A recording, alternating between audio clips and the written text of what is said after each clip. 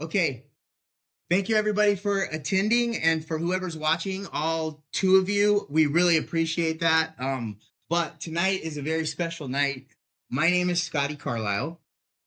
Jake Itamura. Jeff Frazier. And today we're going to be going over biohacking.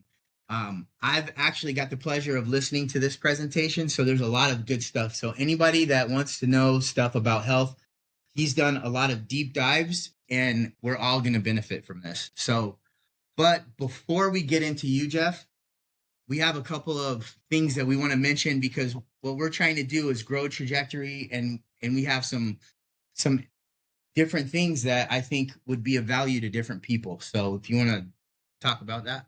Yeah. So for some of you OG trajectory people that have been around this group for a long time, probably heard of these. We try to implement them in the meetings, but I think it's going to be better if we do it a little outside. So basically, we're having mastermind groups outside of the trajectory meetings. Starting is just going to be Zoom meetings, but there's going to be 3 different ones. So 3 different mastermind groups. The first one is the Passive Income Alliance that I know some of you heard about. So Pam, can you give them the papers? Yeah. So you can read about it. I won't go super into detail, but basically it's a group. We focus on building passive income streams. The second is Break the Locks. So some of you know that I have a coaching program that I do that in group coaching format that is called Break the Locks. And it's really meant for you to figure out your purpose and get in line with it so you can, live your best life. So you can read more about that. And the third one is we're calling it the Mentor Makerspace Mastermind. It's about personal brand. So personal brand is really big right now and really important, especially if you have a business or if you're trying to grow an audience. But it's all focused on, social media growth, getting onto podcasts, just growing your own brand and building a following. That's what it's all about. And all 3 of these, the reason for the mastermind is to be able to keep each other accountable. So it's actionable things that we can do together as a group. And you guys could check it out for free. So if you have the paper, just mark which ones you're interested in, fill out the info, and on the bottom, just since we haven't really scheduled exactly when we're going to do it, let us know the best time and the best day of the week that you'd be able to attend a meeting, like probably hour max on Zoom. And we'll try to schedule the one that fits the best for everyone. But the intention is that we're going to do all 3 of these every single week. So that's going to start right away as soon as we let everybody know. Yeah, one of the cool things about trajectory is that I don't think you're ever going to go into another room where you have such a diverse crowd. Like there's a bunch of people from so many different backgrounds, whether it's business, whether it's, what they're doing as far as hobbies and everything else. So sometimes when we're doing a specific event on a certain people gravitate towards it, other people don't. So the idea of breaking out, like some people are interested in passive income, other people don't really care about that. They're more about personal brand. So the idea is to try to separate and basically give the resources to whatever it is that they want. Anything else? That's it. I mean, I think it'll be pretty cool. We'll keep on mentioning this to everybody to grow each group. It'll probably be small to begin with, but yeah, we hope you check it out. Just out of show of hands, for curiosity's sake, is there who in here would be interested in passive income, in the passive income thing? Just as an interest, not because we're trying to, I'm just curious. Okay, a few people.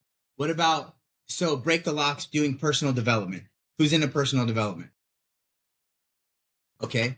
And then what about personal brand? So trying to create an audience and, okay. All right. Some people aren't trying to do anything. What the hell's wrong with you guys? No, I'm just kidding. So anyway, I guess our next step is to introduce Mr. Jeff. And again, I don't know who I've told, but I've seen this presentation. We're in the Rotary Club, and I had no idea that he was such I'm going to call you an expert. You don't have to, but he's done a deep dive, and I thought I knew about nutrition and stuff, but when he did the presentation, I was like, oh dang, I didn't know about that. Oh dang, I didn't know about that. And I said that like 12 times. So that being said, Jeff, could you tell us why you started doing this? Yeah, I'd be happy to, and thank you for having me. Appreciate it. The reality is, it's become a hobby of mine to learn about health and wellness and biohacking and all of it. It's what I do every single morning as I read. Um, and it's been very fulfilling, and I love it, but it seems that the people at Sam's Club and at the gas station really don't want to hear it from me.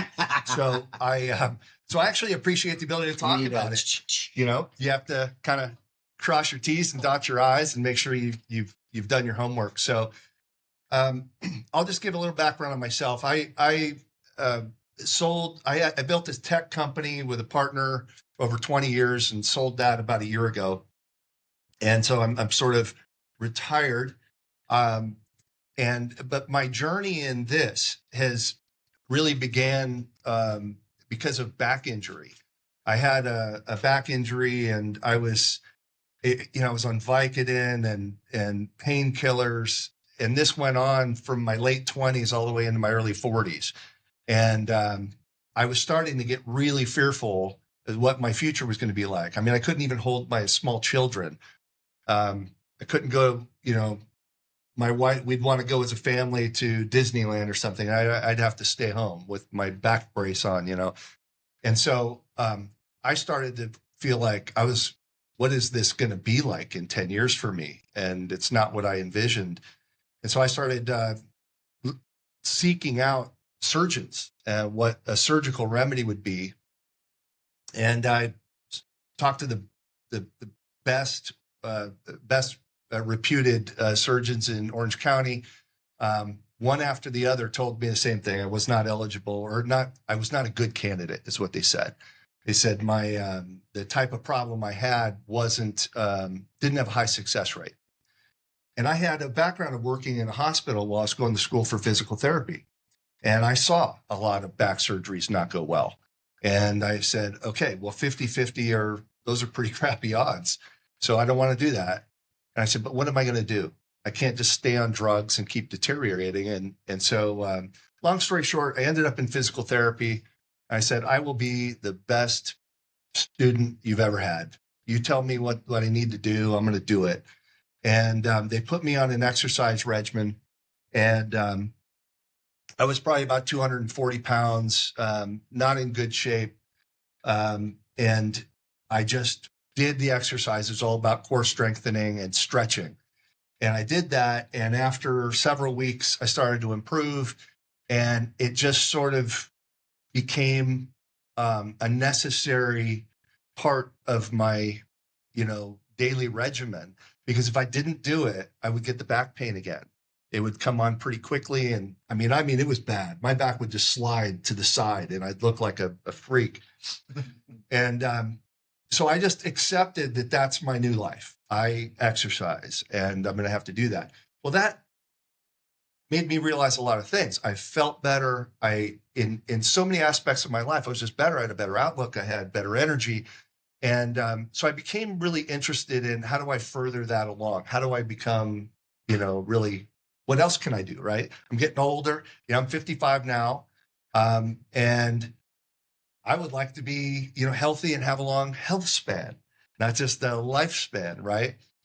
And so that really led me to start listening to podcasts and different things. And so when we talk about biohacking, we introduced the concept of biohacking. It comes from a term that was coined by a man named Dave Asprey. And anybody heard of Dave Asprey? Okay. Of course, the health guy. Of course, the health guy. Okay, because Dave Asprey's story is really compelling. He was a brilliant software engineer. He ended up having a problem with mycotoxins, which come from mold. And nobody was diagnosing him properly. And it was very difficult. None of the treatments were working. You hear the same things from people that have had some kind of mold poisoning or Lyme disease. They're both really tricky, and they present with symptoms that would be associated with all sorts of other diseases. And so the treatments are often unreliable and don't work. Well, he sought out, started doing his own research, and ultimately, he became pretty well known for knowing a great deal about how to do different things with your body that the doctors were they were just missing. So he coined the term biohacking. And so the definition of biohacking per the dictionary is strategic biological experimentation, especially upon oneself, using technology, drugs, hormones, diet, etc., with the goal of enhancing or augmenting performance, health, mood, or the like. It'll be a test. It will be a test later. So now, when you think about it, well, taking vitamin C is a biohack, right? You're affecting something by intervening. Instead of just eating regular food, you're actually deliberately taking something into your body with, an intended outcome. So it's kind of a really loose term. And so this presentation is not all about like neat tricks. A lot of it is, and you'll find if you ever explore this community or this, in the podcast world or in the print literature about biohacking, you'll find that it's interwoven with health and wellness generally, because it's about getting better sleep. It's about maximizing how to get the most out of your exercise, how to eat optimally for your body. All of that is part of this larger effort to improve your health span and have a more energetic and positive life. So in order to understand, when I'm going to be talking about a lot of things you probably never heard of. And if you're at all like me, I'm a naturally rather skeptical person. And so when I hear something, whether it's on a podcast from somebody I trust or random conversations, somebody gives me some factoid, I actually have it on my phone now. I have an app for PubMed. If you don't know what PubMed is, it's the public access to public published literature on studies that have been done, medical studies. So whenever I hear something, I look it up with keywords, and is there evidence for this? Is this real? And so if it's not, I kind of discard it. If I'm finding a lot, oh yeah, wow, it's pretty compelling, then I'll start writing about it, and I start trying to learn more about it. What you find when you start learning about health and wellness generally, and biohacks also, is that you say, well, wait a minute. Why did I not learn this? Why does my doctor not tell me these things if this is true? Why is it always a prescription medicine that I'm offered instead of this or that or the other that is readily at hand and inexpensive and I could do myself? And that gets to a fundamental problem in the way that the whole medical community and the whole system is structured. And I think it's fairly well known. Most people have issues with the way the system is structured. The fundamental problem, or I should say one major problem, is that it takes about $10 to $100 million to get a new compound or drug from conception to FDA approval. That's an extraordinary amount of money. And so for that reason, the pharmaceutical companies will not pursue anything that they can't patent, which makes perfect sense. They're in the business of making money. They're not going to promote something like testosterone to solve some different problems if they can offer you something they can patent. Now, you cannot patent a naturally occurring compound. So if you can get it out of tea leaves, can't patent it. If it's naturally found in the bark of a tree, you can't patent it. We've all heard of Ozempic, right? Ozempic is not patented, but they push it. The reason is that they patented the delivery device, right? Ozempic is actually semaglutide, which is a common peptide. Well, your body makes about 300,000 different peptides. Peptides are just short chain proteins, so it's nothing exotic. It's just your body is a manufacturing machine for proteins. It's how everything gets done. But when you have all of these different compounds that your body is making, and they have been learning how to isolate these things, and they can see that we can have all this positive effect. This one does this one does this, and it's early days for it, but they can't patent them. And so they never get FDA approval. And so there's all these amazing things out there that you will never hear from the medical community. And so that is an underpinning and understanding why some of these biohacks you never heard of, and you'll never get the edification from the medical community about them. Now, you will hear, if you listen to podcasts where these guys have doctors on and they do these deep conversations about this stuff. You have many doctors who have left traditional medicine. They tend to be on the younger side because they get disillusioned. They're like, I can't do the things for my patient that I know would help them the most. They'll tell you things like, when I have tried to recommend to this patient, you have to cut out seed oils. I need you to do this and that because your inflammation's too high. The patients, they'll file complaints. They didn't help me. They didn't give me a drug. And so the doctors are between a rock and a hard place. And there's a lot of disillusionment among really good, diligent doctors. The other problem in medicine is that you have an accelerating pace of discovery. So these papers get published, and the doctors are working already long hours in many cases. If they're not also using all their free time to read and to be brought up to speed on what's available out there in different remedies, they never know. And so oftentimes your doctor is stuck in a rut of 10 and 15-year-old information, and they're still prescribing the same thing, even though it's not the right thing. It's not the best thing, I should say, for what it is. That has given rise to a growing sort of biohacking, do-it-yourself type movement, right, in health. And I'm a big fan of like Dr. Mercola. If you've ever heard of him, he's all about take control of your health. You don't always have to go to the doctor. So he publishes like crazy. And I've learned a lot from him. So that's kind of the basis of all of this. So the kind of top 8 biohacking purposes, areas of focus is brain health and mental well-being is a big area. Improving sleep quality, increasing energy and performance, strengthening your immune system. That's massive. I mean, it can't be overstated. Metabolic health, avoiding and clearing toxins from your body and food, and avoiding and reversing chronic disease.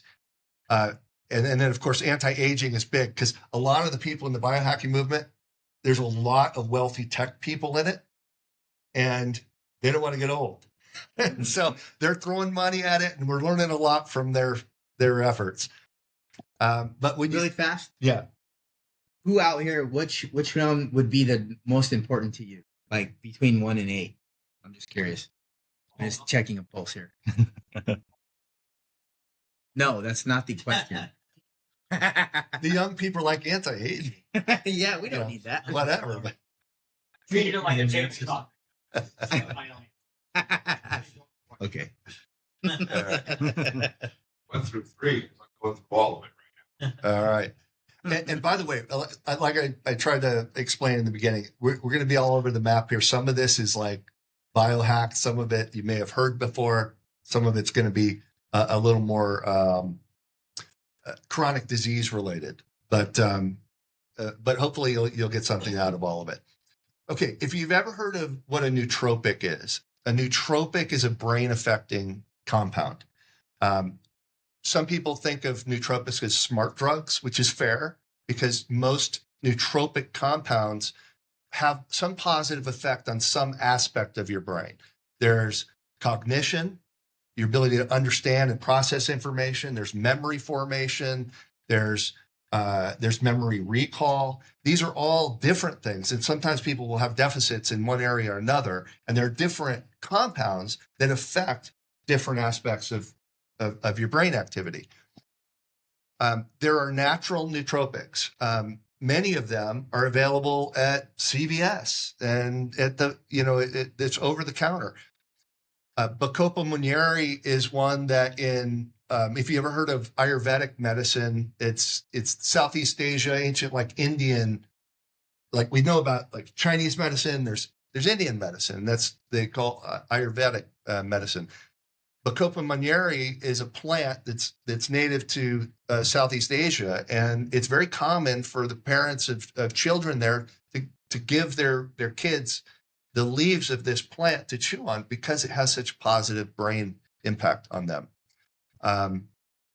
You can buy that in capsules. It's less common than some of these others, but you can see these. I'm gonna read them all off. A lot of people don't know that nicotine is a nootropic.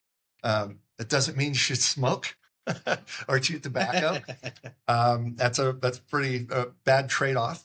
But nicotine is a great nootropic. If you've been paying attention in the news, you know that RFK Jr. is working on getting confirmed as HHS secretary. During his confirmation hearing, a lot of biohackers noticed he just put a nicotine patch in his mouth. He was talking. He kind of Interesting. Because it makes you a little bit sharper. It is addictive, so you can't go nuts with it. But another one is methylene blue, but that's the next slide. So okay, so those are natural ones. Then you have synthetic nootropics. Now, most people have heard of Adderall. Adderall is rough because it's great as a nootropic, but it's also habit forming. And it's a stimulant. It's a straight up stimulant. Whereas, the U.S. military, was a huge buyer of Adderall, especially, if you're on a mission like pilots, right? The Air Force, if you're flying and you're doing a refuel or whatever, you might be in the air for 14, 18 hours and you need to stay sharp, especially if you're in a combat mission. So they were dosing everybody with Adderall for a long time. Well, they switched it all out. They went to modafinil. This is another one I learned from Dave Asprey. But modafinil is in a class of its own. It's not a stimulant. It's called a wakeful agent. Your doctor, you probably won't be successful getting a prescription for that. I got one, and then I couldn't renew it. They cut it off, and they wouldn't renew it anymore. Why is that? They wouldn't cover it. It was the insurance. Yeah. But it was fantastic. It just gave me and this is what everybody reports, an alertness, not jitters, nothing like that. Not like drinking coffee or Adderall, which I also took, just to see, how it would work. But anyway, modafinil is a great one. C-Max was actually developed by Russian pharmaceutical company. It's primarily used for brain, right after a brain injury or stroke. But it's super effective. And what it does is it causes, and by the way, C-Max is a peptide that you can get through various peptide labs.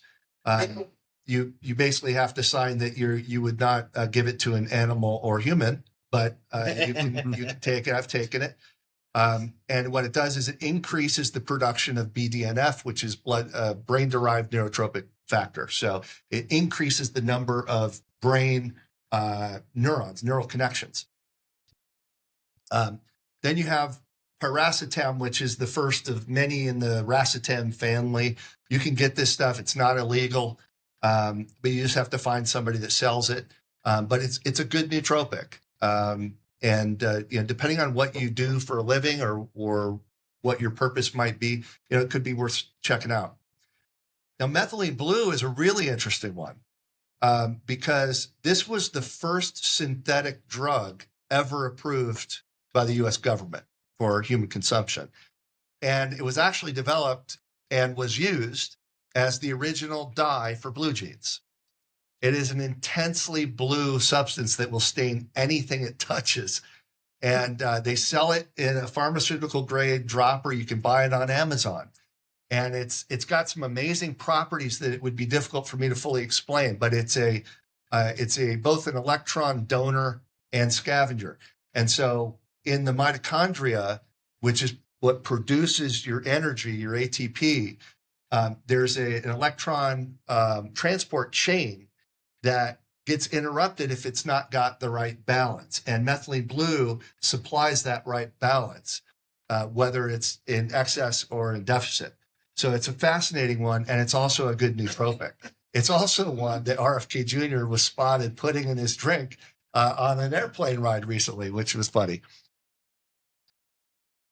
Okay. Mental well-being. This is a huge area. I practice journaling. I recently started, maybe 2 years ago doing it. And I started, on the recommendation of one of the big biohacking guys out there, Ben Greenfield, was talking a lot about the impact on kind of mental wellness that expression of gratitude and documenting gratitude has on you. And I find it really, really helpful for me. So it's one of the things I do in the morning is I write down what I'm grateful for.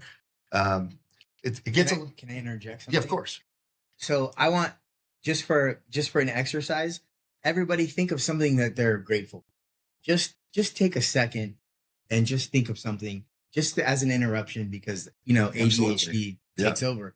But honestly, think about it because it's an important thing. Alfonso, what are you grateful for? Marissa?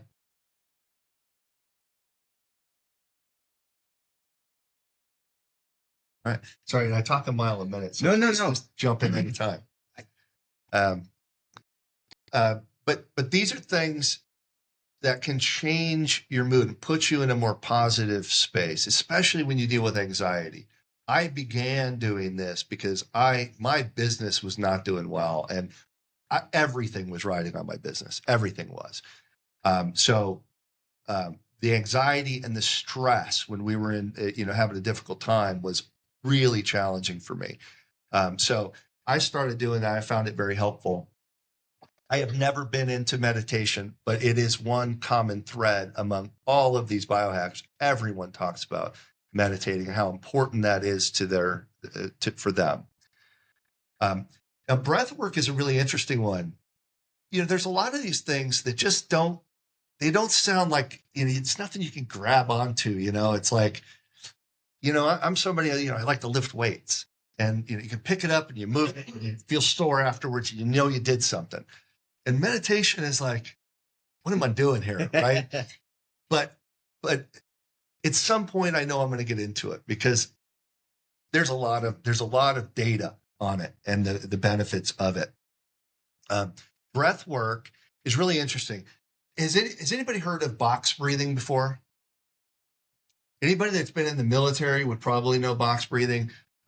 Box breathing is very simple. If you picture a box, you say, you can do different intervals, but let's say you did 4 seconds. You say, I'm going to do a 4-second inhale, hold for 4 seconds, 4-second exhale, hold for 4 seconds. And when you do that, it's amazing how focusing yourself on that breathing pattern calms you down. It's very calming. And so it's one of the things when we talk about sleep, it's one of the things you can do before you go to sleep to help calm your mind. There's nothing worse than wanting to go to sleep and you have mind racing. That is the worst, right?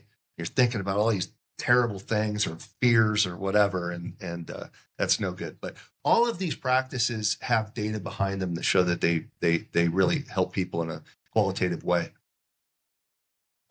So when it comes to sleep quality, there's a number of things to it. One of the things, it sounds really crazy. At least it sounded crazy to me until I started digging into it.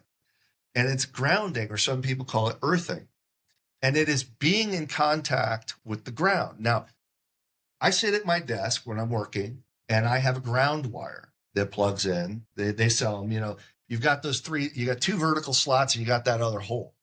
That hole is the ground wire. It literally goes down the building. It's isolated from everything, and it goes right into the ground. And the ground is like I'll probably get it wrong. It's like 2 hertz or something negative to everything else.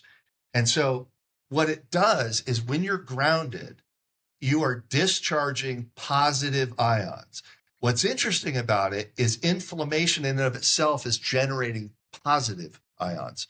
And so It's in use, out of this context, it's in use in like some of the universities and sports medicine centers, for the athletes. They use grounding to assist in injury healing because it dilates the blood vessels and increases the blood flow to the area. We all know, right? We've all been shocked when the air's dry. Maybe it's summertime, maybe it's winter. You're wearing socks, you got carpet, you walk over and you get an inch long arc when you reach for the door or something. And you're like, bang, how does that happen? It's because your polarity, you're carrying more positive ions and you're discharging them against something that is grounded. And so carrying the positive ions is bad. You don't want that. You want to be neutral. Yes.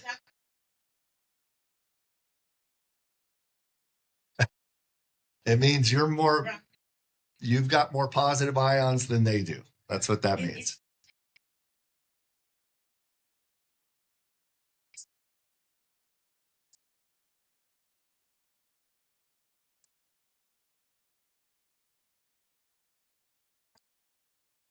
I would every day I went to the beach and I dig my feet really deep into the sand and I'm like, whatever's not good in me, cast it as far out to the sea, and whatever's good in me, just keep me grounded.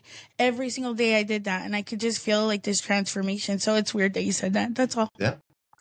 It's a real thing. And there's plenty of literature out there about it, but one of the things that it can help you do is fall asleep faster, and help you sleep better. I feel like there was something else I was going to say about it, but that's okay. I think it comes up one more time. The other thing is before sleep, meditating, thinking about positive things, thinking about gratitude, doing breath work, stretching before you go to bed, releases endorphins, helps you chill out. Also, if you have Spotify or Apple Music or whatever, there are a number of different, I don't know if it's called rhythms or what to call it, but there's one called binaural beats. There's pink noise, there's white noise, and other low frequencies that can really affect your brain activity if you just relax, and it can just totally put you to sleep like a baby. So, what about white noise? Like some people say white noise helps them sleep.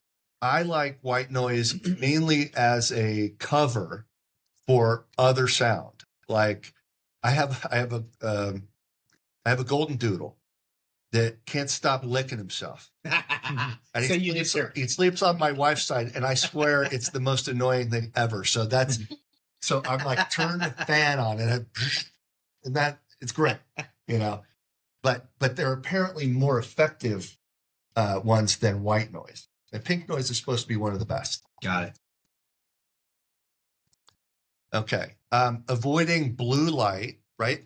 Our phones, I think just about every model of phone now has this because we know that blue light is not good for your eyes. It's not good to be exposed to, especially late. And a lot of us are on our phones late. And we have this kind of lighting, which is blue light. Okay. So we're getting a lot of blue light.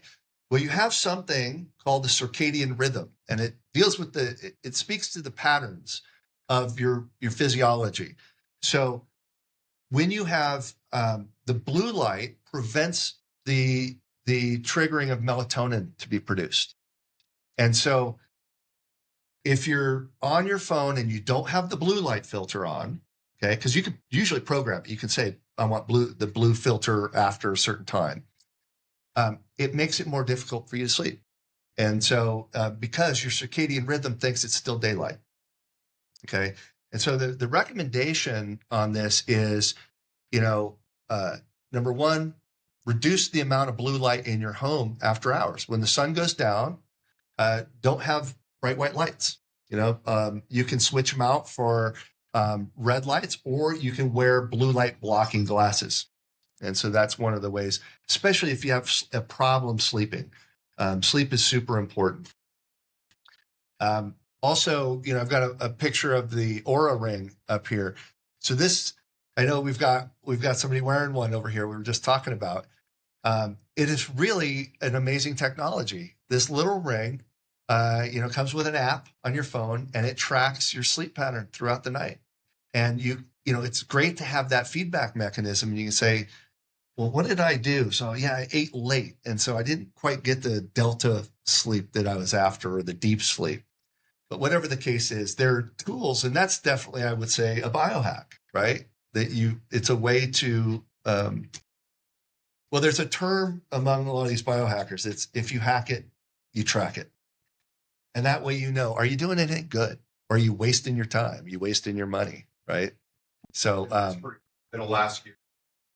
Looks like you didn't sleep well last night. What did you change? What did you do different? Yeah. And it starts weighing Very cool. That's the Aura Ring? Aura Ring. Yeah. I think there's some competitors out there, but Aura Ring was just first. Yeah. AU. I think it's OURA. Yeah. It's a brand. Yeah. Yeah. But if you look up sleep ring, I'm sure you find it. Okay. When it comes to, so now creatine was always known and associated with physical performance, because it allows for more explosive movement of the muscles, like faster heart contractions. And so it's a great thing. Anybody that's lifting weights, anybody that's doing something high demand performance related stuff, creatine is one of the no-brainer supplements to take. Red meat's got a lot of it in it. But it also, more recently in the last several years, they're finding it's also really important for people over 50 years old to be supplementing, because it's also really important to brain health and brain cognition. It lowers homocysteine levels, so it's better to help prevent heart disease, reduces bone loss. So, creatine is a no-brainer. You just want to make sure that if you're buying creatine, that you get one that's micronized. I don't know if anybody's doing it that's not micronized anymore, but you want micronized because otherwise it doesn't absorb well. Urolithin A is a very recently discovered supplement or compound for supplementation. And let me take a step back here. There is a realization that's happening when it comes to, and I think Dave Asprey actually gets a ton of credit for this. He became very focused on mitochondrial health. Okay. Mitochondria, if we remember from biology class, that's the powerhouse of the cell. This is the one that makes the adenosine triphosphate. This is the ATP, the energy currency of your body.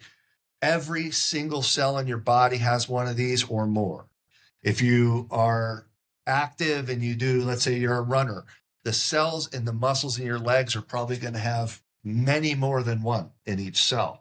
So they're very dynamic, and everything depends on that production of energy. When you don't have adequate energy production, something's not working right. And the way that manifests itself or reveals itself could be any number of different ways. It could be in poor immune performance. It could be in a whole bunch of different things. So there's a term that I heard just in the last year. I heard a doctor specifically saying that, I believe in the bioenergetic model. And it's this new sort of theory about health and wellness, about that the mitochondria is got to be the focus of everything. It first and foremost has to be. Well, urolithin A, as it turns out, is a really interesting compound because it stimulates both mitophagy, which is the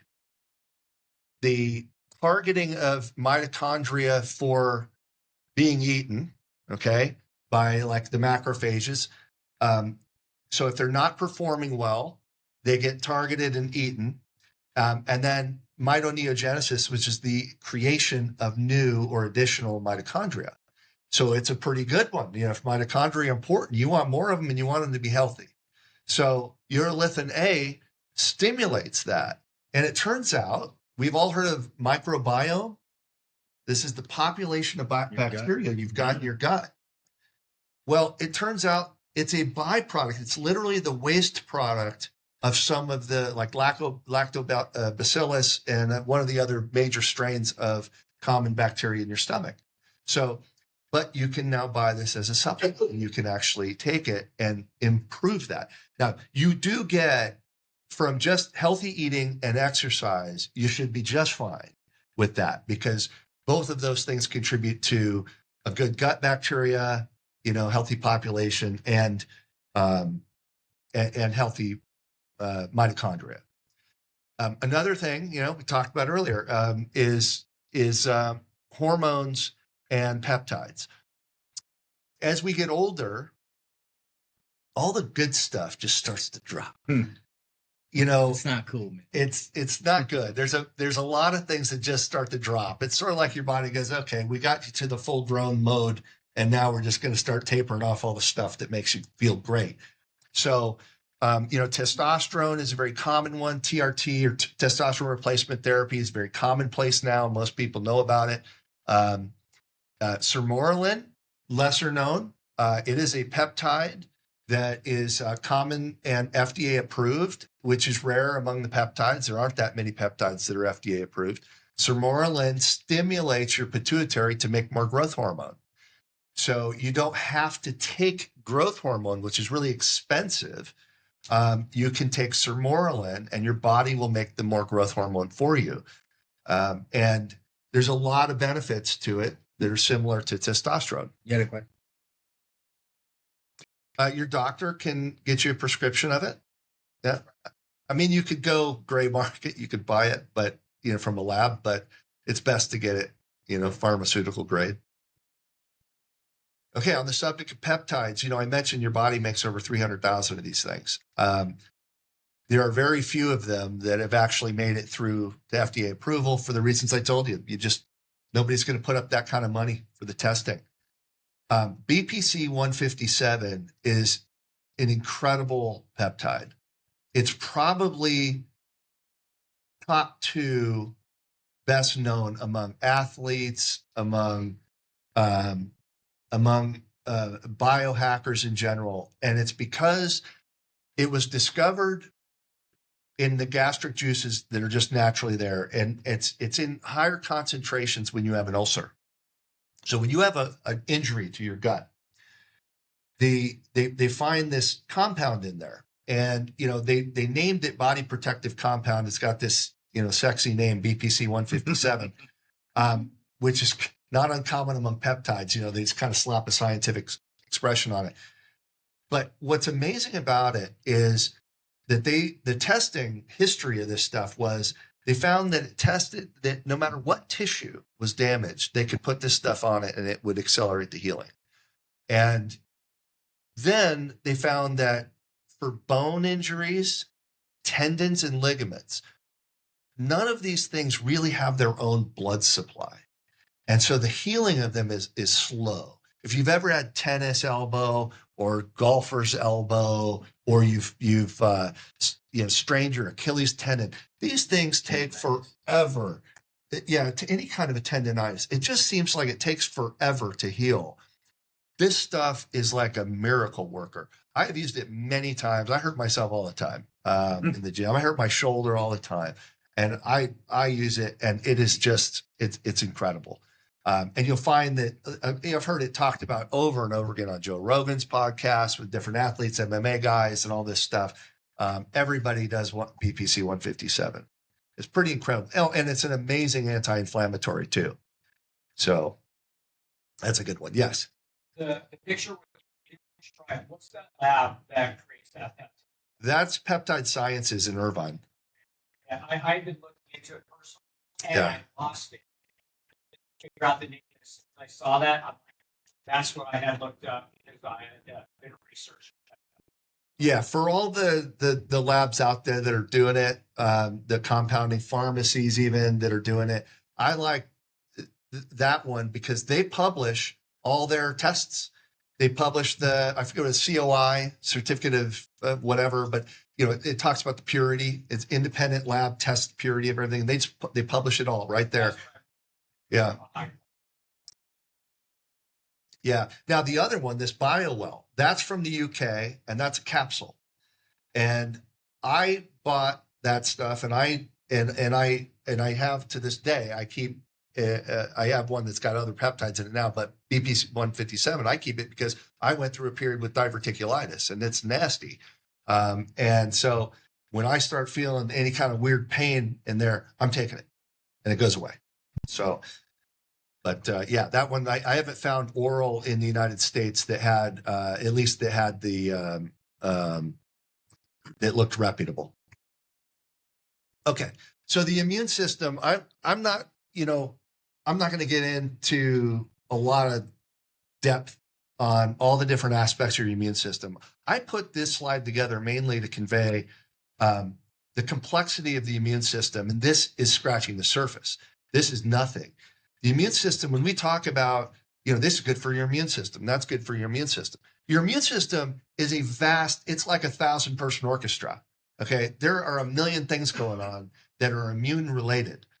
Everything from your skin, your tear ducts, your mucous membranes, these are part of your immune system. And then you have killer T cells, and you've got, lymphocytes, and you've got all these different things that all play a role, and they do different things in concert sometimes, and sometimes by themselves. But the one common thing that makes them all work or not work so well is vitamin D. And this is absolutely critical. And we have the Western world, but the United States in particular, the vast majority of people are low in vitamin D. And it means you're more susceptible to getting sick from everything. And it means that you heal more slowly than you should, because vitamin D underpins all of it. There was I won't get, I don't want to say something I'm not certain of, but because I don't remember the exact number, but I remember during COVID, toward the tail end of it, a study had been done on the vitamin D levels of people who died with COVID. And it was the dominant majority of them had very low vitamin D. So it's absolutely critical. And so when we think about vitamin D, you can't tell if you're low in vitamin D unless you get blood work done, unfortunately. But what you can do is make sure that you're doing the things that help you stay high in vitamin D. The number one is get exposed to the sun. We've been like brainwashed to say that the sun is bad for you. I'm going to talk about when the sun is bad for you in a few slides, but the sun, just from getting sunlight, about 30 minutes, you'll produce about 10,000 international units of vitamin D. Okay. When you go to the store and you buy vitamin D, those little capsules, typically they're 5,000 IU. It's like taking 2 of those from a half hour. So vitamin D is far and away, or I should say sunlight is far and away the best way to get vitamin D. Ultraviolet B also stimulates it, and you can get that from a tanning bed. So if you like to tan, you're getting your vitamin D too. They also make red light panels that have lots of benefits, and they started to incorporate UVB as an option in some of those as well. If you're supplementing vitamin D, which I do, and is probably recommended for most people, because quite frankly, this is the environment we're spending most of our time in. Our kids are gaming, they're indoors, they're not out doing sports as much as past generations. We go from our home to our car to our office, and we're not getting enough vitamin D. So, or sun exposure to produce vitamin D. So if you're going to take vitamin D, it's much better to take it with K2, vitamin K2 and magnesium, and ideally with a fatty meal. And that maximizes the absorption, how much you're going to take in. Otherwise, a lot of vitamins, you take them, you notice, hey, my pee's yellow. Great. That's You feed it all out. a lot of it just doesn't absorb. So you want to do things to maximize the absorption of that. Is that specifically for D3, that combination, or is that for any kind It of is for this one. K2 is specific to D3. And magnesium's important in its own right, but yeah. I don't want to get ahead about stuff. Something I used to do. When it gets cold, I don't do it, but I've read that when as soon as the sun breaks, like you want to be out, Yeah. like at basically the break of dawn, that sunlight as it enters your body, it's like the most amount of actual IU that you can get at any given point in the day, and it actually seems to accelerate your energy. That may be something you're getting. I didn't want to get ahead of you, but I wanted to bring it up because you're on the vitamin D part right now. Yeah, no, I mean, so I am partially aware of what you're talking about, but I didn't associate it with vitamin D, and I'm searching for what it was, but it was get it into your eyes.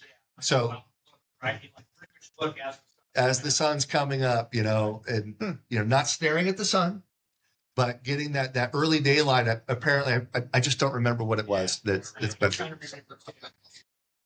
Yeah. Yeah. Okay, so another thing about the immune system, a fairly simple hack, if you will, is bovine colostrum or colostrum from cows. Now, colostrum is a mammal's first milk. So mammal gives birth. That first amount of milk that's produced, this is true for all mammals, humans included. That first milk that comes out is like a super vitamin pack. It's got all the antibodies, it's got everything, and it makes sense, right? You need that small, vulnerable animal to get its immune system up to speed. It's out in the real world now. So it is just loaded with good stuff. And you can buy it. It is not cheap. It's like $100 for 16 ounces of this powder, but you don't have to take a lot. What my family does is we take it, it's a scoop. It tastes, basically, you put it in water, it tastes like milk. But, you take a scoop and, do a scoop or two a day and do it for a week, and don't do it again for a few months. We always do it as we lead up into the winter months. But I will tell you, I have 3 boys. My oldest boy, for some reason, had a terrible immune system. His brothers didn't have the issue. Anytime there was something going around, he got it every time, and it knocked him out. It was like we'd get a cold, and he's laid up and miserable. And so I went to the doctor. I said, is there some way, I started researching, is there a way to boost your immune system? And all kinds of claims, but I couldn't find anything to actually back it up. And colostrum was one of them. And I said, is there any way to actually boost your immune system? The doctor says, well, you can do IVIG, which is intravenous immunoglobulin. And I'm like, well, what about colostrum? Or you could do colostrum. I said, so that's legit. Oh, it's legit. I said, okay. Started doing it. I swear, it completely changed him. He didn't get sick anymore. So it is, so I like to do it a few times a year.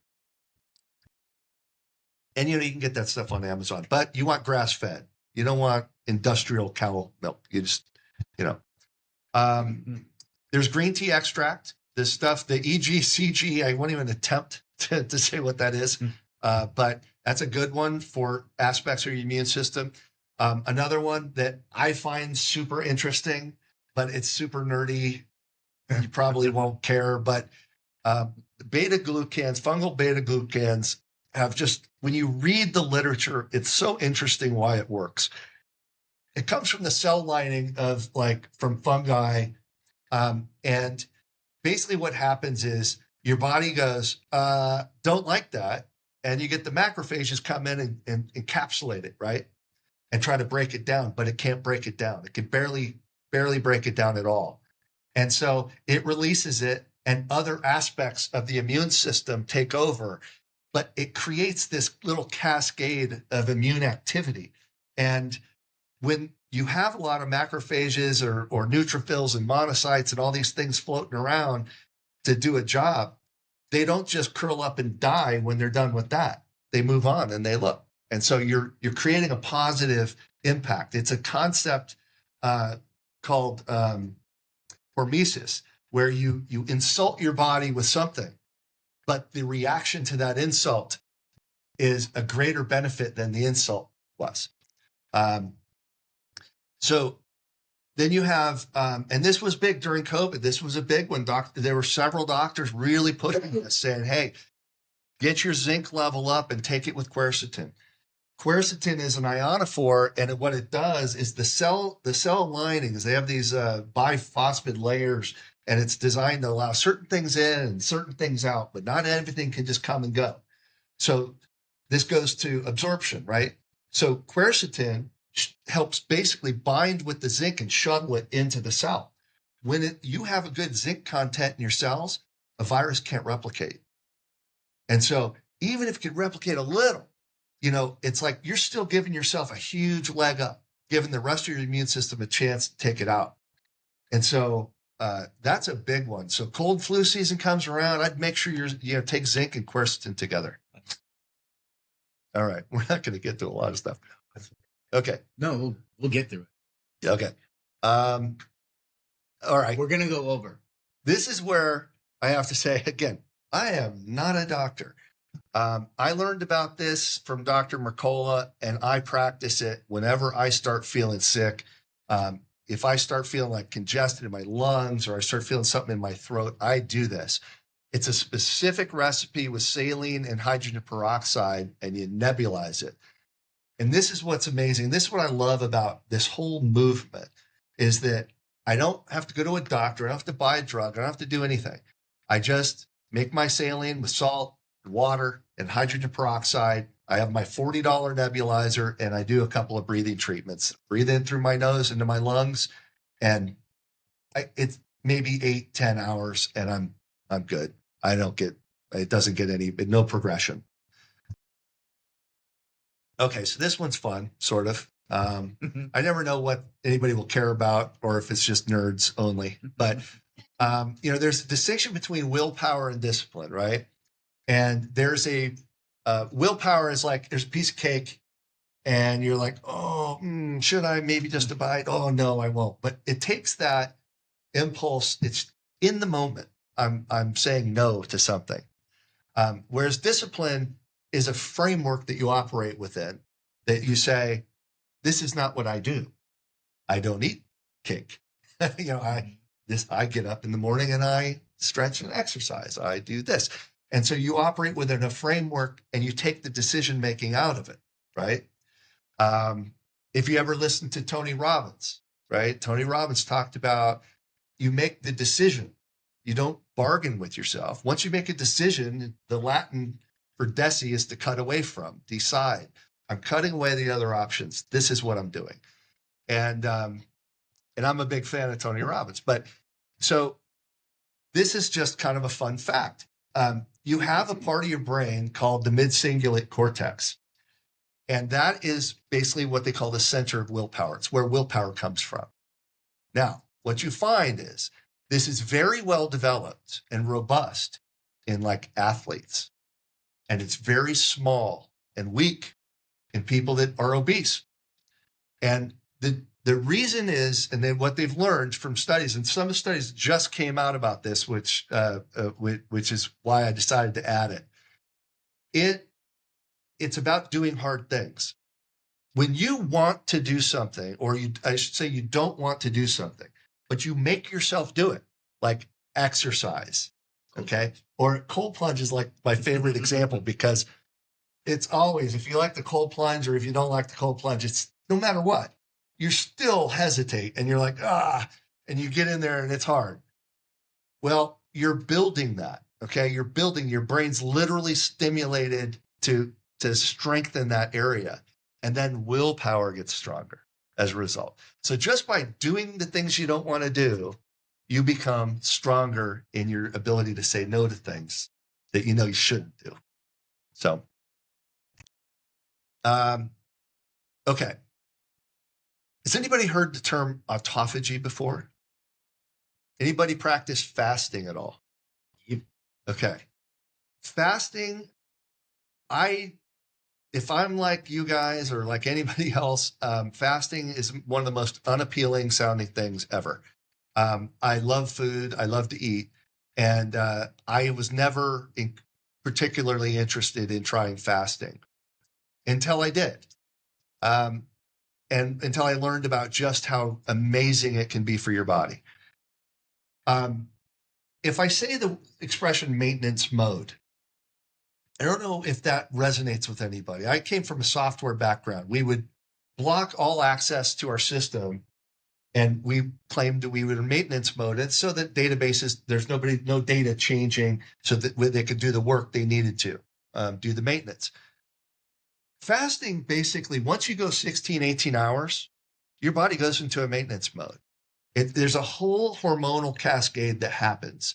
It's called AMPK for short, but your body goes into, once your glucose levels drop, okay, and you've depleted the stored glycogen, which is just your stored sugar in your liver, then your body goes, okay, well, there's no more glucose. Let's get to work. And you kick into something called autophagy. Autophagy means self-eating, okay?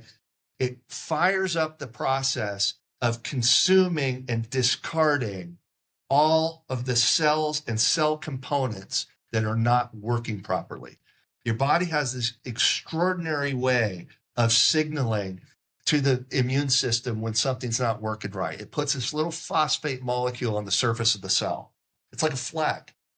And then your body comes in, you got your macrophages crawling around, they sniff it out, they go, okay, and they just destroy it, okay?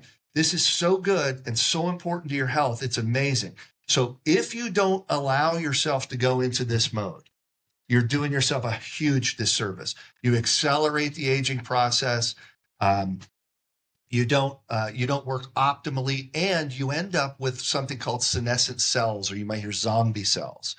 Okay, cells that don't work right are dangerous to you. You don't want them around, because if you know anything about cancer, cancer is a cell replication error. It's when your cell goes to replicate, and it's like made a bad copy, and now you have a mutation. And if that cell replicates, now you've got basically cancerous growth going, okay? Best way to avoid it is to fast regularly, or to have a habit of intermittent fasting, because you're putting your body, letting it do its work, the cleanup work that it needs to do and wants to do on the regular. Now, there's two huge benefits to this type of regimen. One is autophagy. The other one, we've all heard about ketogenic diets, right? You don't actually have to fast to get this benefit, but you do get the benefit if you fast for long enough. And that's ketogenesis. It's the same process. When glucose levels drop, your body starts going, okay, look, I'm used to having glucose to do everything with. Most cells in your body have glucose receptors. Your brain likes it. It's why kids get wired when they eat sugar, all that. When you deprive yourself of sugar for a period of time, you may hear things like keto flu, or I felt lousy. It's true. Your body goes, wait a minute, what the hell? I don't have any more sugar. What am I supposed to do for energy production? Well, it does have a backup energy model, and that's ketosis. And that is breaking down fat and using the ketones, the beta hydroxybutyrate, we're technical, as the fuel. And I'll tell you one thing, your brain loves ketones more than it loves sugar. You will get clarity of mind like you've never had. If you've fasted for more than, say, 24 hours, pay attention, and you will notice, man, I feel sharp. You just feel amazing. So huge benefit. If you ever want to give it a try, it is worthwhile, doing some fasting. Okay. We have a huge diabetes problem. We have a major, it's probably the biggest chronic disease that we have. And nobody tells you some of the simple things you can do. And so one of them is so simple. There is a supplement, a very inexpensive supplement called bitter melon. And there's one called berberine, which is a little pricier. But they both have a very similar effect. And when you look at the literature, the conclusion is literally as effective as a pharmaceutical at sequestering blood glucose. I won't share the anecdote, but I have a friend who was incredibly frustrated. He was not overweight. He had type 2 diabetes. It was very frustrating to him. He was pricking his finger 7 times a day. Damn. And it was really bad. And I was like, have you ever heard of this? And I told him about it. And he, long story short, he started doing it, and he ended up having so much success with it that, you know, he changed doctors because his doctor just told him, don't do that. And then he got all into all kinds of biohacking. And now we have a ball talking together. So, and he's probably 75. But it's very simple. And all you have to do is just take a couple with every meal. That's all you have to do. And obviously, if you have high blood sugar, lower the things that raise your blood sugar, which is, you know, the sugar itself, alcohol, grains, and pasta. It takes all the fun out of eating for a lot of people for a while, but it changes everything. Another thing is that we have an awful lot of poison in our food supply. I don't know if you know about, have you ever heard about glyphosate or Roundup, right? It's a big problem. Nobody talks about this. And it's a big problem because I understand the economic model, why they do it, but they're spraying everything with it. And then when they don't harvest the crop or whatever's left over, they pull it together and they throw it and they feed it to the cow. And so it's literally detectable in the animals. It's detectable if you're not eating organic, you're eating glyphosate. The more vegetation that you eat, the more likely you are carrying a load of this toxin. It's neurotoxic. They haven't proven it, but it's very likely to be carcinogenic, just because of its similarities to these other poisons. And it creates inflammation. There is a very simple way to clear your body of this poison, and it's by taking one of the essential amino acids called glycine. Glycine is like, it looks like table sugar, and you just throw a little thing of it, you put it in electrolytes, it tastes like nothing, it's very slightly sweet, and you just take a few scoops of this several days in a row. It's totally natural. It's found in organ meats, and your brain's got tons of it in it, and it's also good for brain health, but it will cause you to excrete all of the glyphosate in your system over time because it has a stronger affinity to the cell receptors and the same receptors that glyphosate binds to. So if you notice, you have glycine, glyphosate, glycogen. These are all things with the same with a similar chemical makeup that allow them to bind to the same things. I'll skip this one. This is, I mean, NAD plus, you may have heard of, NMN, a precursor to it. It's another one of the really good things that declines with age, but it's totally critical for cellular metabolism. And so if you're feeling like you don't have a great energy level, NAD plus is a great thing to supplement, or the NMN, because it just improves the entire system's ability to transact. So inflammation, there's a lot of confusion about what's inflammation, what's what's an anti-inflammatory versus antioxidant, why do they matter, free radicals and all this stuff. I just wanted to point out that I mentioned hormesis before. There's a lot of examples of hormesis. You do a small thing that would normally not be good for your body, but it causes a larger reaction that is positive. Smoking a cigarette, for example, not the best example here, but smoking a cigarette causes a huge spike in glutathione, which is your body's master antioxidant, which is an inflammation reducer. It is not a good trade-off because of all the other problems you get with a cigarette, but it's a good illustration of how that works. This is one that I'm really happy to talk about because it's so important. Chronic inflammation is not like regular inflammation. If you get a scratch on your arm or you get a cold or whatever, you're going to get inflammation somewhere. Chronic inflammation is something you want to avoid at all costs because it's going to kill you, and it's going to kill you through a whole lot of different mechanisms. Chronic inflammation is probably the number one cause of chronic inflammation is consuming too much sugar. And here's why. And by the way, it's the wellspring of so many chronic diseases, it's not even funny. All your degenerative joint diseases, your neurological diseases, It can trigger autoimmune diseases. It's an awful condition to have. And so you want to know, you can get a test. They measure the C-reactive protein in your blood, and that'll give you some indication as to whether you have a high inflammatory in your system. But the main important thing to know is that you don't want chronic inflammation. Now, why it matters is huge. The number one problem when we talk about like heart disease and strokes and things like that, it's generally the lead up to that is atherosclerosis. Okay, that's the buildup of plaque in your arteries. But what no doctor has ever told me, it's like there's a very quick response. You come in and your cholesterol's high, and it's like, oh, we might have to talk about putting you on a statin. Instead of saying, let's look at what you're eating and let's get a scan to see if you have plaque in your arteries.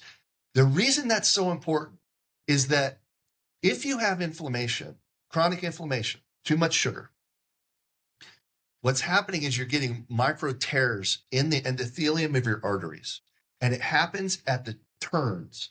So as the blood pumps out of your heart, that first corner is where you get it the most, because the blood's hitting with force and it's pulsing out, and it's not a fixed pipe, right?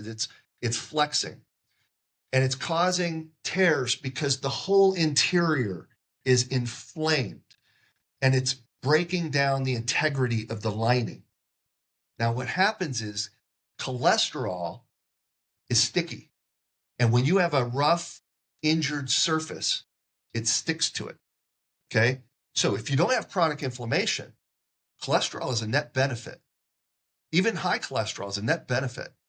The longest living people, all-cause mortality, have high cholesterol, but they don't have chronic inflammation. And so they're not susceptible to developing atherosclerosis. But you have to first understand that you have to know, do I have a problem? And for that, you need a CT scan. They do what they call this calcium score. Okay, if your calcium score is very low and you're keeping your carbohydrate intake low, your cholesterol is not an issue. It's just not. It's a benefit. It's not an issue. It is a critical part of your immune system.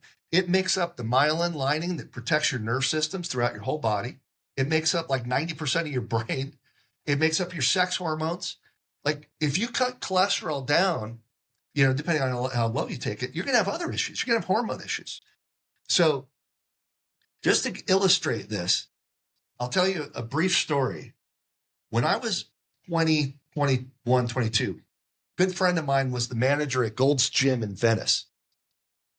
That gym is known for all the monsters, okay? All these giant bodybuilders. The gym in Venice, Gold's Gym. Okay, I went down, I stayed a weekend with him, and we worked out, and we saw all these bodybuilders and these pro wrestlers, and it was fun. We go to a cafe in the morning, and he says, on show days, this place is packed with bodybuilders. And he goes, they all order the same thing. They order buckwheat pancakes with extra syrup. I said, why? He says, because it brings the veins out. That didn't mean anything to me for a long time. And then at Rotary, we had a brain surgeon come in, and he was our speaker. And he was promoting a book called Bread is the Enemy of Your Brain. And he's explaining why it's so bad for you to eat a lot of sugar. And he says, it's totally inflaming your entire cardiovascular system. It's bringing the veins out. And they're swelling. They're swelling because they're so irritated. And that totally brought it full circle for me. I'm like, that makes so much sense. That's why these guys are eating buckwheat pancakes with extra syrup to look more vascular. Well, what a lot of people don't tell you, or just don't know, we know about Alzheimer's. You don't know that that's basically type 3 diabetes. That's insulin resistance in your brain. And it's because you're eating too much sugar. So I'm not saying it's the only cause. I'm just saying it's insulin resistance in your brain, among other things. So you do well to reduce it and go to a more low carb type diet. It doesn't mean you have to go carnivore or anything, but low carb. Now, here's the second major influencer that has driven our disease epidemic. We know that too much sugar results in your body's inability to dispense with that sugar. And as a result, your pancreas is making more and more insulin until it can't keep up. And now it just can't do anything. So it just shuttles it away as fat, right? So we become obese and we end up with all kinds of metabolic problems.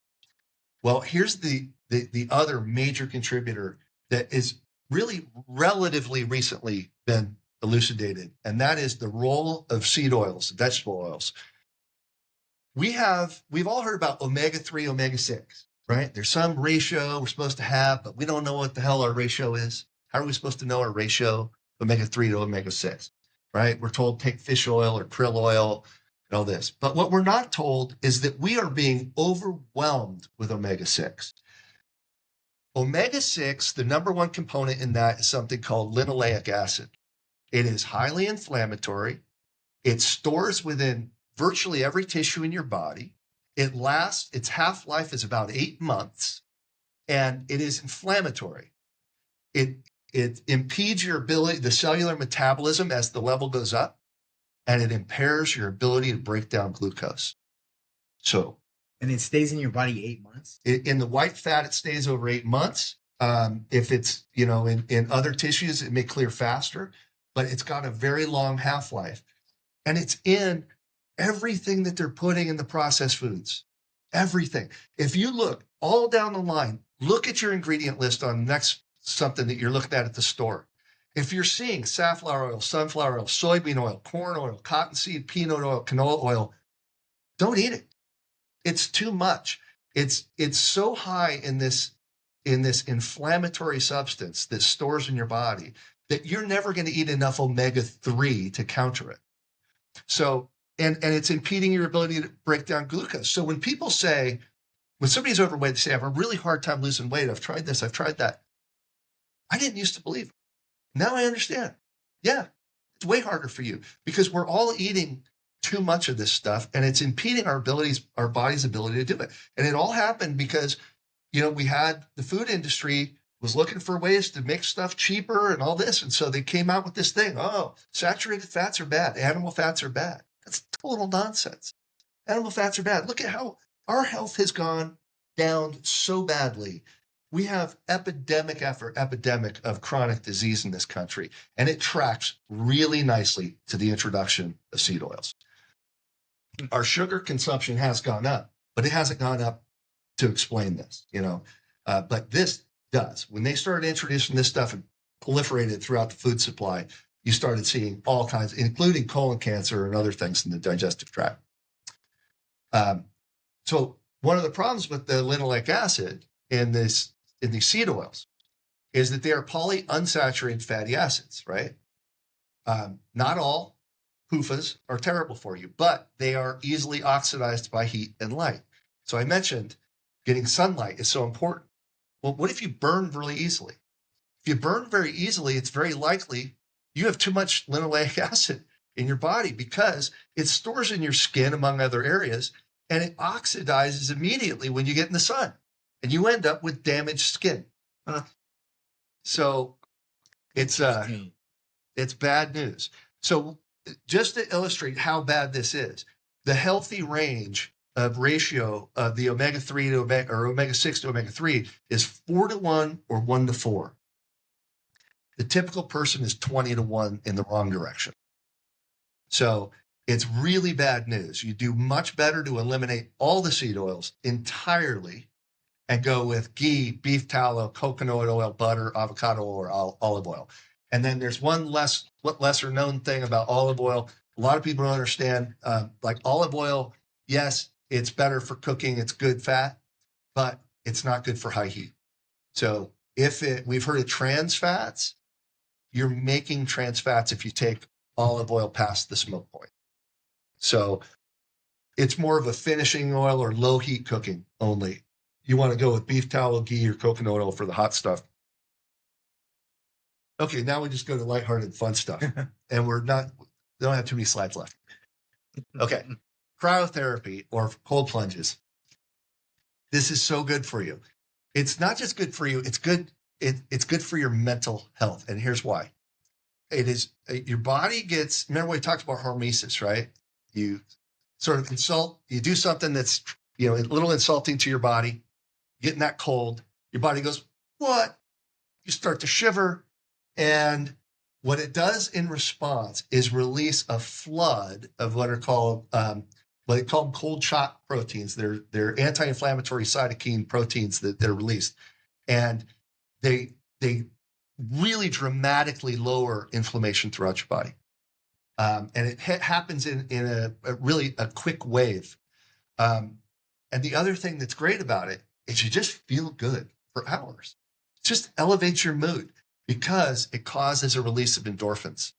And so you just feel good. So it's hard to do. And that's released out of your liver? I think I don't know. It is. Yeah. Okay. Yeah, I don't know. But I do know that they say dopamine and endorphins are released and sustained over a period of time after you've done this. So it's a fun thing to do. It's not easy. You but ever do it? Oh yeah, I do. I'm glad we got 3 days of rain, so my pool's going to go back into the 50s because I go with my wife and I go in. I finally talked her in. We go in for 3 or 4 minutes in the morning, and it's hard, but if it's like 50, 55 degrees, you get that shiver going and get out and feel good. So, yeah. Just curious because I actually practice that. I love a hot shower, but I always turn it to cold. And like the last 30 seconds to a minute, obviously, in fact, I did it before I got here. Yeah. Is there a lot of the same? I mean, I know I wake up like I'm in a hot shower. I'm like, oh man, I get out of here. But then I do that and I'm dancing around like, oh my god. I turn it off and I get out and I tend to be awake. Is there the same benefits from that little burst of going from the hot to the cold in the shower, or say something like that? Yeah. So I don't know specifically the boundaries, but I've heard a pretty good conversation about it on Andrew Huberman's show. He's a neuroscientist, and he's talked about that. He says that the data suggests that you need it to be sustained. Once you're shivering, it's a good sign that this is happening. And he says, like, even getting into the plunge, getting into the water, you need to get your shoulders and a good part of your neck in there because of the vagus nerve or something. So. So real fast, I was doing something with, I had a secretary and we were trying to do a video and I was like tired. And she's like, you want to try something? I'm like, yeah, let's try it. And she got a bowl of water and put a bunch of ice in it. She said, put your head in the ice. Yep.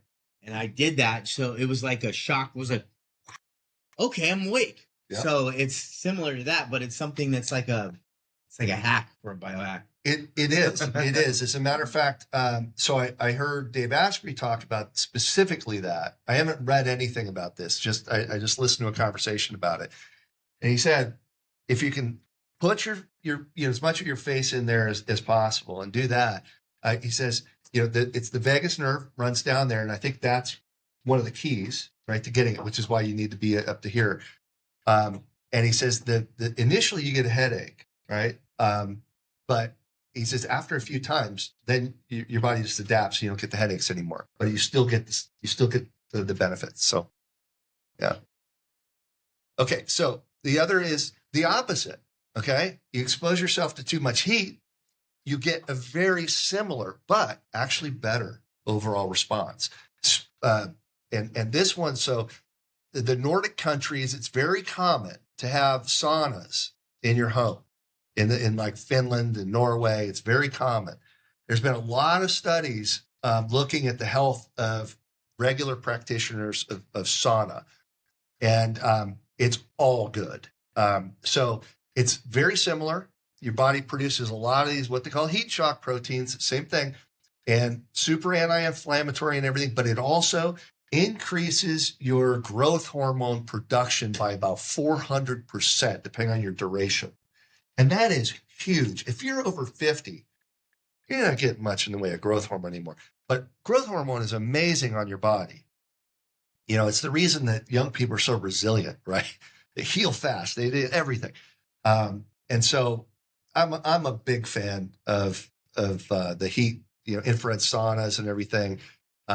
It's good, great for your skin. It's also, they've done analysis of the sweat, and you are sweating out a lot of nasty stuff. Your body holds on to all kinds of things. It gets stored, incorporated into the cells. And when you sweat, a lot of that stuff comes right out. Heavy metals and various types of otherwise, toxic stuff. So it's great. It's good for collagen production, and of course, reduces your cortisol levels as well. Okay, I think there's only like 2 slides left. So I want to throw something in on the sauna, because I have a sauna. So it does have a lot of physiological benefits. Oh yeah. But I gotta also, you can't neglect the fact that it's a willpower. It increases your willpower, because if you do it the right way, or at least what I've been experimenting with, you sit in there long enough, and then your body's saying, "Hey, it's hot. You need to get out." And then you have to have a conversation with yourself, and you're like, "Nope, sit right here. And I'm just gonna, And the longer that you're able to do that, like what you were referring to earlier, the longer you do something that you're not wanting to do, the bigger that willpower gets. And so there's definitely a mental issue that you're addressing and increasing. So I just think that that's another thing you should add to that slide, because the mental aspect for me is huge. I've benefited. You're dead right. If you listen to, like, I'm a fan. I like to listen, not all of them, but like Joe Rogan, Jocko Willink, a lot of these guys and they're real proponents of doing hard things. And they talk about that when you do hard things, everything else seems easier, and it just strengthens, it's your mid-cingulate cortex. Right? It's that part of your brain that you're building. It's like a muscle. You're building it up. Hydrogen water is really a phenomenal thing. If you get interested in hydrogen water, there's a website called, I think it's hydrogenstudies.com, I think. Hydrogen water, it has these amazing aspects of it, because when you think about, we are familiar with the term free radicals, right? So, I don't really know what that is. Well, it's usually a displaced molecule. It's usually oxygen, okay, that gets, and it's usually from an oxidative process. It's a breakdown of a cell. And so you get this oxygen molecule floating around, and it'll cause damage along the way, because it'll just try to bind to something else and create a chain reaction and disrupt that thing, and then disrupt that thing. And so that's when we talk about oxidative stress. That's too much free radical activity. It's usually spawned by inflammatory processes. Okay, well then you think, all right, well what could I combine with oxygen that would be beneficial? Hydrogen, H2O. Hydrogen is the smallest molecule there is. When you infuse water with hydrogen, you got to, the impractical aspect of this is you got to pound it. It dissipates immediately. It basically is, they have little microscopic bubbles, but they're working their way to the surface. So as soon as it's done, you got to pound it. But that goes in your body. It will traverse through any barrier. It goes through the blood-brain barrier. It'll go through any tissue, and it just keeps going until it finds oxygen to bind. And now it's just made a pure water molecule and stopped the oxidative stress. Yes.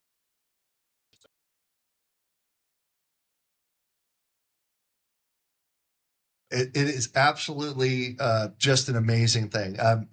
The only thing the impractical aspect of it is that I have purchased a number of these hydrogen water bottles, and I haven't found a brand that I can rely on. Even the ones that are promoted, it's very frustrating to me. Like, some of them they make too big of bubbles. Others make the small bubbles, and it doesn't work for very long. They make units you can buy and install, on your counter or under your counter and things like that. But then it's not portable. The nice thing about a hydrogen water bottle is you can take it anywhere, and you can, dose yourself whenever you want. Yeah. So, it's impractical, but it is amazing. And, you can get them for maybe 50, $60 on Amazon and just pour some filtered water in there, turn it on, takes a minute, and then just glug, glug, glug. So that's a great one. We talked about grounding already. So I'll only talk about a couple of these. So we talked about reducing inflammation being so important, right? Not after exercise. If you're not lifting weights or running or something like that, you don't want to immediately take an anti-inflammatory. That's the good inflammation. It's a part of your healing process. But you don't want chronic inflammation. We know that. There is an amazing. So there's one of the most interesting ones is carbon 60. That is the image on the left is the what they call a buckyball, or it was developed by Buckminster Fullerene, and it's basically a soccer ball shaped 60 node molecule. Every one of those 60 nodes will bind with a reactive oxygen species, and so it's suspended in a pure olive oil. It's not cheap. It's like $80 a bottle, but it's like a tablespoon a day. It's usually a month, at least for me. And it's a great anti-inflammatory, especially for the digestive tract. But that's a really interesting one. It's not commonly, you can find it. You can find it on Amazon and stuff. Several of the others here, glutathione. You can supplement glutathione, but the one below it, N-acetylcysteine, is the precursor to glutathione. It's so you can take it and it will elevate your glutathione level. Glutathione tends to be more expensive and more poorly absorbed. Carnosine is a great one as well. And then alpha lipoic acid, if you have high blood sugar, take alpha lipoic acid before bed every night, and that will help lower your blood sugar. PQQ is a pricey one, but it's also a great antioxidant. And then, turmeric. Turmeric's been used for hundreds of years in Ayurvedic medicine in Southeast Asia. You can take turmeric right from the spice cabinet, right, and mix it into maybe electrolytes or whatever beverage. And I don't love the taste of it, but because I've had issues in my stomach with the diverticulitis, I do that kind of stuff pretty religiously now. And then there's one, the active compound in turmeric that is anti-inflammatory is actually something called curcumin. And curcumin, they actually make a liposomal version, which is bound with fat, which is much better absorbed. So you can take that, and that would be more for the whole body, whereas turmeric's not going to leave the digestive tract. Red light therapy. This is, I'd say, relatively new, maybe the last 6-8 years. It's really good stuff, though. In your human wellness center, you guys have red light therapy? Oh, you do? Oh, wow. Nice. So red light therapy is fantastic. It penetrates very deeply. It's not just any red light. You can't just put a for Halloween light. But they're designed to penetrate very deeply into your tissue, and it stimulates the production of ATP. And again, so we talked about the bioenergy model, mitochondrial energy production. This stuff ramps it up. And so they've shown all kinds of benefits, clinically proven, including hair growth. And that's why you might have heard of Capulus, this cap that you can wear. And they're making face masks now for people that want to, improve the skin on their face. So it's good stuff. Okay, a couple of random things.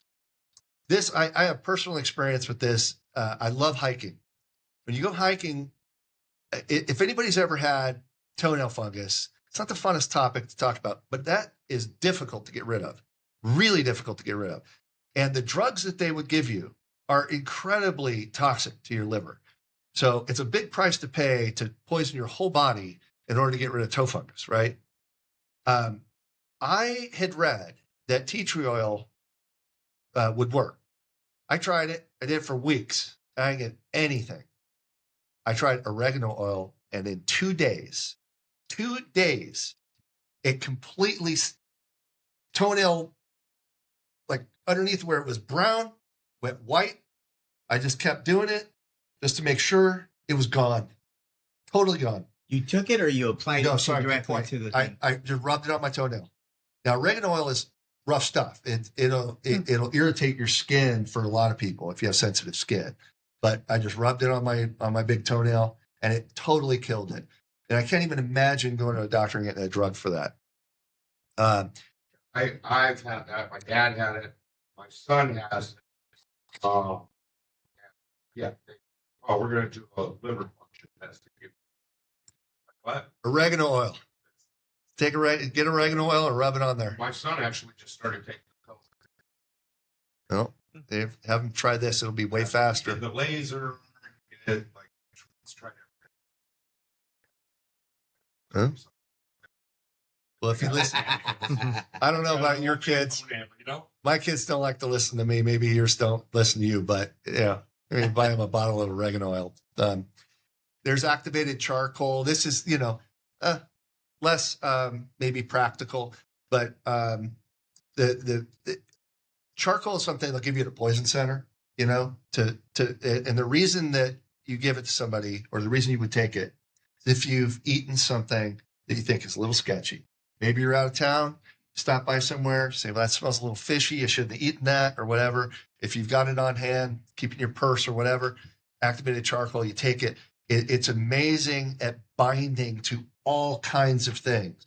If you take it with supplements, your supplements are neutered, but it binds with all kinds of things. It even kills parasites and things like that. So that could be good stuff. I think this is the last slide. This is mind-blowing. I talked to my eye doctor about this, and he had never heard of it, and it just underscored the whole point, the whole problem in our system. N-acetylene carnosine eye drops. N-acetyl carnosine eye drops. Okay, the brand name is CanC. I haven't found any other brand that specifically has this ingredient, but it literally prevents and dissolves cataracts, and there's data to prove it. You can look it up on PubMed. It will get rid of cataracts, and it will prevent the cause of cataracts, which is oxidation, just like most of our body. It's part of the decay process, right? So you can get CanC. I don't know what happened in the United States. I used to be able to get it here. Can't get it anymore. I have to buy it from Europe now. But, it's like $60 for this little eye drops. Yeah. Somebody didn't like them cutting in on their profits, I mentioned methylene blue. Methylene blue, there's a picture of it. This stuff, again, the first synthetic drug ever approved. It improves mitochondrial performance. It's great as a nootropic. If you're getting ready to do a presentation, you're doing something that you got to be sharp for, a test, something like that, methylene blue, 20 drops in a glass of water, drink it. You're good for about 45 minutes. That's it. So that's all I got. I told you. Yeah, very in depth. Does anybody have any questions? That's What can we find? Tony. hold on. Oh,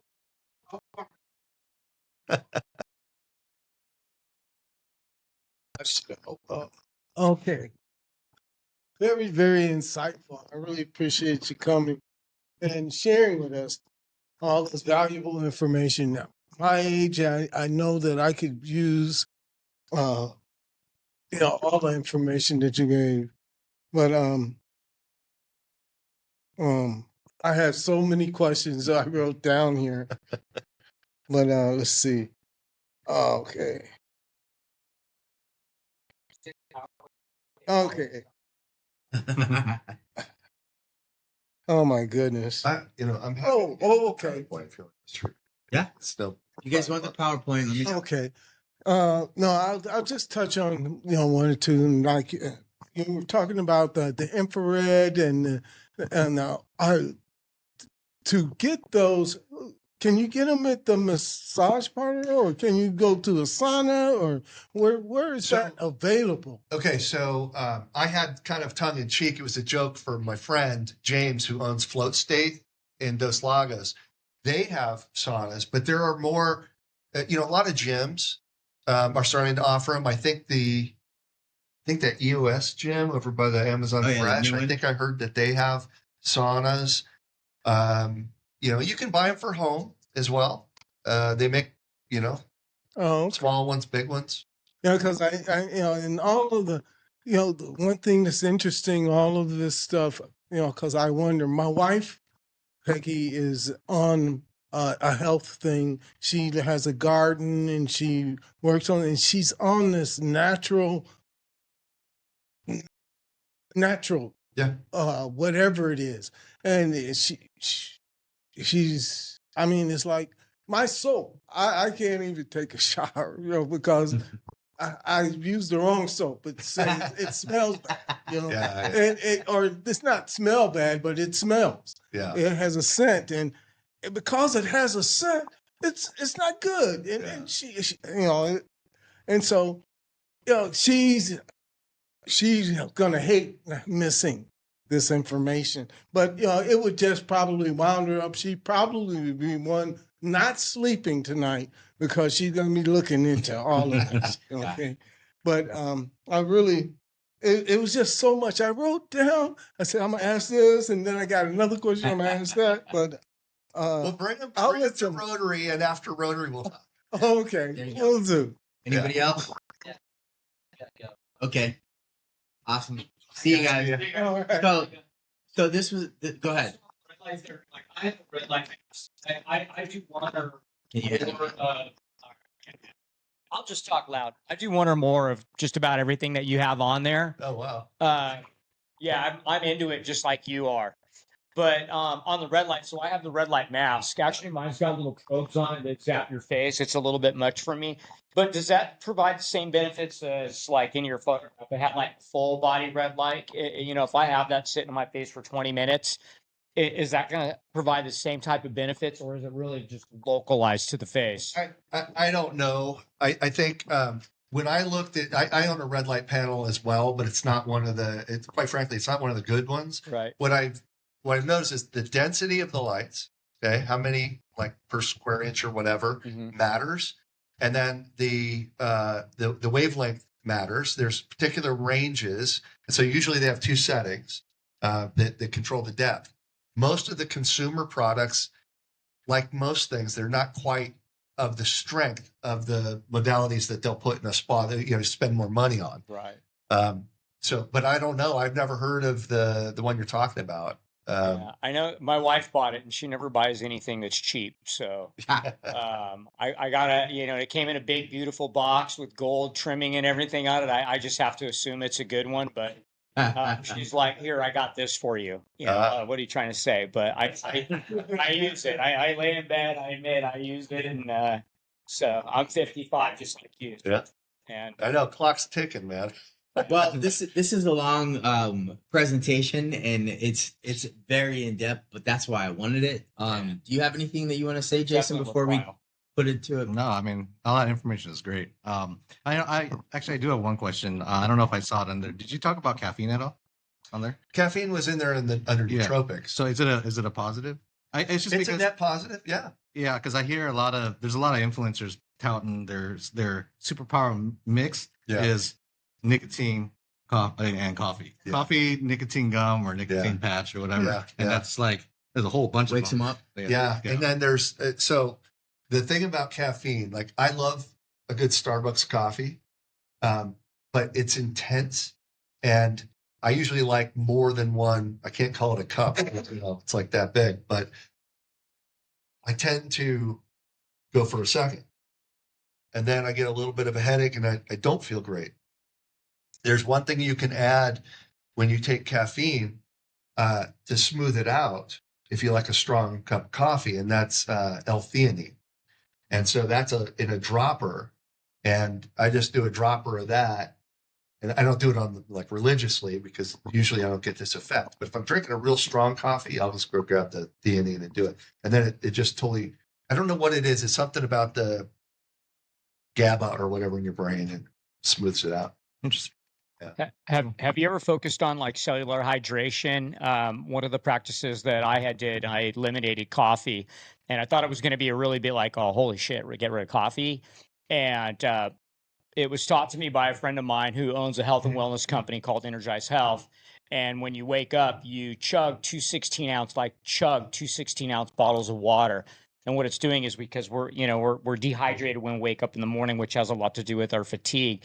So we're forcing in 32 ounces of water into our body to instantly hydrate it. Yeah. And if you give your body enough time within about 10 minutes, and I found this to be true. I don't always do that because I do love a black cup of coffee. I have found that I have all the same energy as I would from a cup of coffee. I went 6 months without it, and I woke up every single morning. I pounded it. I also use Celtic salt. So I followed, Dr. Barbara O'Neill. I'm sure you've probably seen. I've tried some of her stuff, experiments. They're not all successful, but I've tried the oil pulling in my teeth and all that good stuff too. So it was a great program. It filled in a lot of gaps for me that I had not realized or thought about. So thank you. Thanks. So let's bring it to a close, and then if we have questions afterwards, feel free to talk to Jeff.